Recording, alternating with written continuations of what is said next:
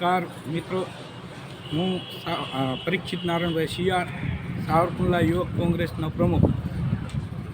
કાલે આ મેઇન બજારમાં મેં આ રાઉન્ડ માર્યો, ખરીદી માટે આવેલો.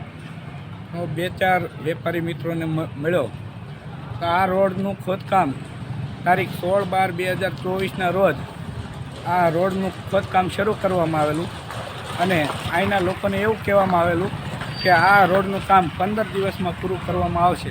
15 દિવસ નહીં, પણ આજે 8/1/2025 છે, એને આજે 21 થી 22 દિવસ થવા આવ્યા છતાં આ રોડનું કામ કેમ શરૂ કરવામાં આવેલ નથી, કેમ પૂર્ણ થયું નથી. તેમજ અહીંયા જે ગટર લાઇનનું કામ ચાલુ હતું એ ગટર લાઇનનું કામ પણ અત્યારે બંધ છે. તો આ રોડનું કામ ક્યારે પૂરું થશે અને જે કન્સ્ટ્રક્શનને કામ આપવામાં આવેલું છે, જે કોન્ટ્રાક્ટરને કામ આપવામાં આવેલું છે, એ અહીંના જે વેપારીઓ પાસે જાણવા મળ્યું કે આ રેતીના અભાવે આ કામ બંધ છે.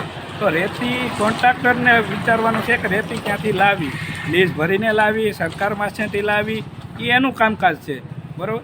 તો આ રોડનું કામ તાત્કાલિક ધોરણે શરૂ કરવામાં અહીંના વેપારીઓ ઘણા ખરાને મળ્યો.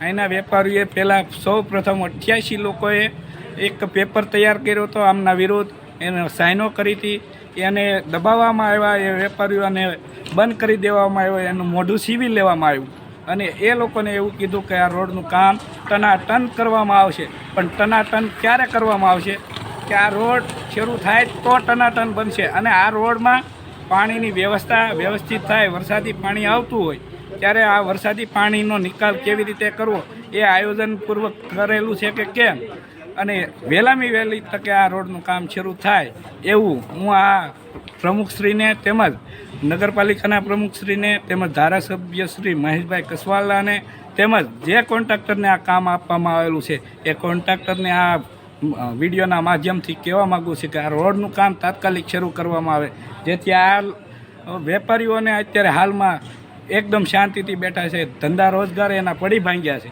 તો આ રોડનું કામ શરૂ કરવામાં આવે. સાવરકુંડલાની આ મેઇન બજાર છે, સાવરકુંડલાનું આ ઘરેણું કહેવાય, જે આખા 84 ગામના લોકોની ખરીદીનું સ્થળ છે.